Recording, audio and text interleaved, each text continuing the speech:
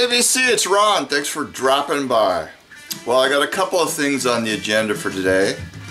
I've got some recent vinyl finds, some albums to show, and I've also got VCLT from DEADWAX66. So we're going to be getting to that a little bit later, but for right now I want to do a shout out. And I discovered this guy's channel maybe a few weeks ago, and he has 2 psych videos posted, and the guy's only got 3 subscribers, and he's only had a small handful of people go through his channel. So I mean, these were posted like maybe 2-3 months ago, so he doesn't have a whole lot of music videos on there, but we need to get over there, show him some support, and maybe he'll do some more. So his channel name is DS and I don't know his name, but he's a younger guy and he shows some really cool psych. He's very knowledgeable. So go over and pay him a visit and give him some support. Okay, now we're going to get going with the albums. And what's on the turntable is an album that I picked up in a pawn shop. It was only $1. I mean, it looks rough, but it plays VG+. And it's an album that I've known about but never heard before, and it's called Pulse. It's from 1968, and it's heavy blues rock, and this band was out of New Haven, Connecticut. And this is their only album. It's on a small label called Poison Ring. And from 68, in case I didn't mention it. And pretty cool. Side 1's a little bit more safe sounding, blues rock. And side 2, they reach out a little bit more, get more into an acid vibe, and it's pretty strong on side 2. I like it. So it rates about 3.5 stars, and well worth checking out. I think this like maybe a $50 album or something like that for a clean copy. But you know, I'm pretty happy with what I got. I mean, it looks rough, but it plays great. So for $1, you can't beat it, right? All right. I upgraded my vinyl copy of Grand Funk Survival. I had a really nice cover, but my vinyl wasn't very nice. So I found a sealed copy of it. It had a damaged cover, so I was able to get the vinyl. It's on the green label, and it had the 3 photo inserts with it. And I did have these on my bedroom wall when I was a kid in the mid-70s, so pretty cool to have these again.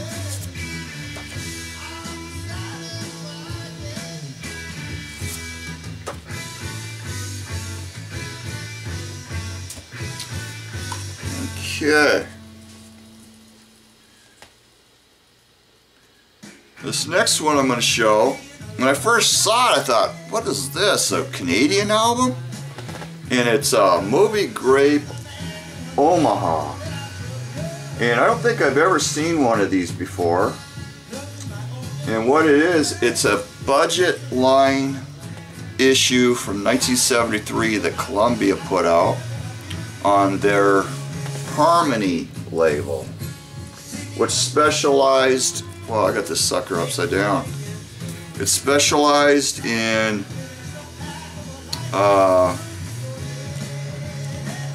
repackaging material and then putting it out for a couple of dollars. And this dates from 1973, and as you can see, it was advertised on TV. So they redid the cover from the Moby Grape 69 album and added this text, and it basically is the Moby Grape 69 album, except they took 2 songs off and threw Omaha from their first album in its place. It's got a totally different back cover with liner notes. So the other one I got in this series is Grace Slick and the Grace Society. And this is a repackage of those Columbia LPs that came out in the 60s. And in fact, this album and that album are side by side in the catalog. So yeah, pretty cool to have both of those. And then I picked up the first album by the Hobbits, Down to Middle Earth on Decca, 1968. This is a good pop psych album. Not real deep and not real light either. Just, you know, kind of right there in the middle. Pretty cool, good production, and I really enjoyed it. This next one is the Monkees Instant Replay, and this is one of the ones I did not have. And this is the first one that came out after Torque left. And this has got some earlier material that they threw on here from out of the can. They thought it would help improve the album. And it also features the song You and I that has Neil Young on guitar. And so that's a really good song too, by the way. So yeah, I've almost got them all. I'm not interested in the reunions material, but I believe the other one that came out after this one, I think it's the white one, Past and Present, I think it's called. That one I need. And I could use an upgrade on that one. That's kind of BG plus. I want something better. Then I picked up an album by an Irish folk band, male-female vocal, the Johnsons, Both Sides Now. And that's the Joni Mitchell song, Both Sides Now, cover version. And this is their only album from '68, I believe. Good, just a really good folk album, and nothing spectacular, but pretty good. They were very popular in Ireland, where they were from. And one of the reasons I bought this is it has a stamp on, well, it's a white label promo, and it has a stamp on the back, Filmata, with a apartment address on it. And so this belonged to Filmata, and Filmata was a local disc jockey here in the late 60s on Chris Radio. And he was also in a band called Peanut Butter. They were a popular teen band, and he was their lead vocalist. And they put out a handful of 45s here locally, as well as one or two on the Tower label.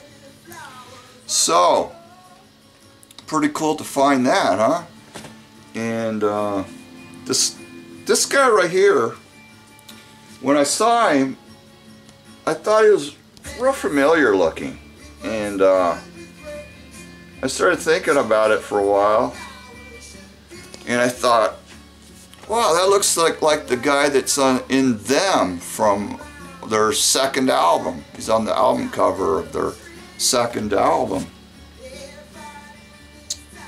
So there he is right there. Only that's not him.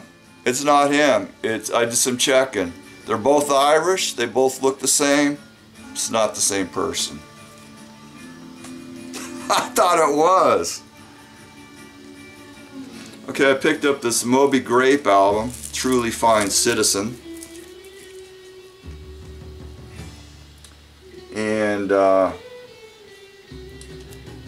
have a promo copy with the big promo strip on the front of it, the timing strip, but I didn't have this regular version. So I grabbed it, and I was comparing the two. This is the promo version. And I was comparing the two, and I noticed something. On the promo cover, there's a picture of a guy right there. And that is Bob Johnson. He was the Columbia producer, and he produced, you know, all the big stars on Columbia. And on this version of the album, he's been removed. So evidently, the Grape didn't like the fact that his picture was on the album cover, and they had him removed. So early on, he's on the covers, and then I think a little bit later he got removed. Then I picked up the second Bobby Jameson album from 1969. Now I have his other one, Color Him Jameson, and that's good. That's really good. That's on the Verve label, and this one's on the GRT label.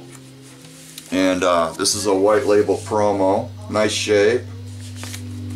And technically this is his third and final album. He also did an album under Chris Lucy for some really weird circumstances surrounding that. But yeah, this is pretty good.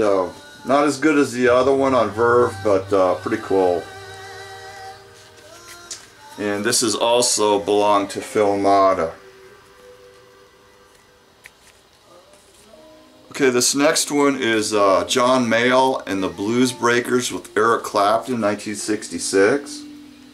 And I've been wanting this album for a long time. You just never see it out in the wild. I've seen a couple of copies, but they were rough, so I had to pass. So this is not the 1977 reissue, this is the original pressing. But I think it might be more around early 70s time frame for a pressing, because it had this in it, unless somebody had just stuck that in there. I looked on Discogs, and there's a lot of different pressings of this from different pressing plants, but it didn't really specify about what time this was issued, but I'm thinking it may be early 70s. But still, I mean, it's not the reissue, and it's clean, and I got it for 1/3 of what they sell for, so pretty happy.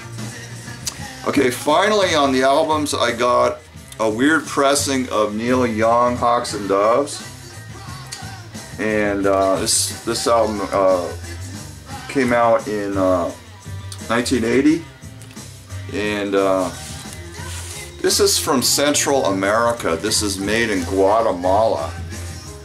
And this was the original bag sleeve that it came with, I would imagine, unless somebody just put that in there.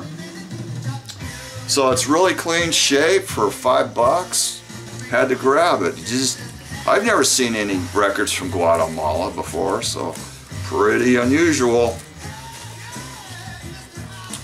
Okay, that does it for the LP showing, and we're going to get going with these 45s that Randy sent me, so let's check them out. Alright, let's get going with Randy's VCLT. Start off with a little Arizona related stuff. Now, I have 3 records, and it's all the same record, but they're different pressings. So this is the original local Phoenix pressing, and it's Roll Over Beethoven by the Flares. They were very much like Everly Brothers, and that's from 1961. And then it was picked up on Jamie, the same sides, and this is the copy that I had in my collection. And then a little bit later, they issued it again, but they changed out the B-side to Frankie and Johnny. So Randy sent me this copy as well. So now I've got the 2 pressings on Jamie with the Flares name, and I have the original local Phoenix pressing with the Flares name. And these guys were from Sioux City, Iowa, and they moved to Phoenix and cut these records and recorded them here. So very cool. Here's the second Ventures 45, 1960, and it's been well played, well loved, but you know what, I didn't have it, so I very much appreciate that. And this is Bill Haley and the Comets, Shake, Rattle, and Roll. And this is a second pressing from 1957. And I do have an original first pressing of this in my collection. But But Randy sent this because it was really clean, so I appreciate that very much. And now we're getting into the good stuff. He sent me the Rationals on the A Square Records label. And that's a Michigan label. MC Vive also had a 45 out on that label. And the Rationals, I think, were the first band to be signed to A Square. So very cool. And this is obviously the original brown paper sleeve that it came with. Somebody wrote, I Need You, the Rationals on it. Here's another A Square Records pressing that he sent me. And this is the Time of the Season, which is a cover version of the Zombies hit. Good competent version of that with a guitar break. Very cool. And he sent me 2 copies of this, Bluebird, Modessa, and the B-side is Going Down. This is from 1971, and it's very cool. I mean, I was impressed with this record. Both sides are excellent. Sort of late sounding Bird sound. And they were out of Bose area, Washington State. So very cool. They only had a few 45s, and this is the only one on Burdette.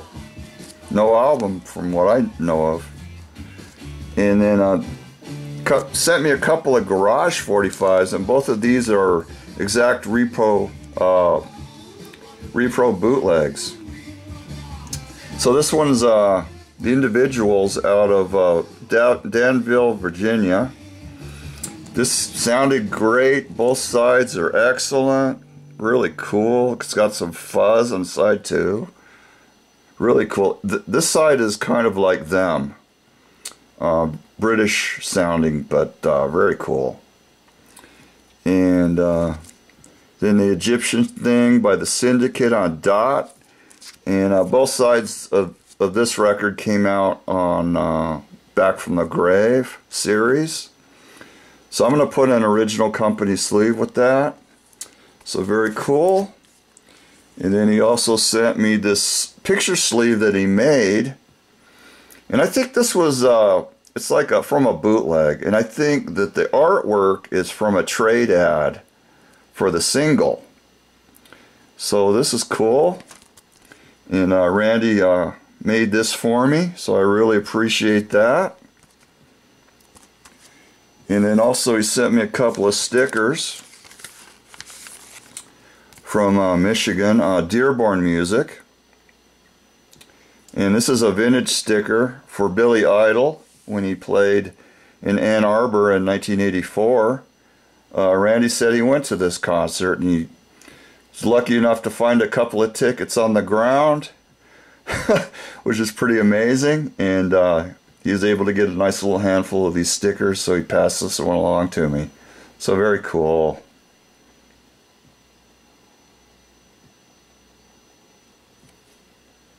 Alright, that does it for today's video. And the next one will probably be another company sleeves video. And if that doesn't come out next weekend, it will definitely be out the following weekend. Alright folks, take care and have a good week. Bye.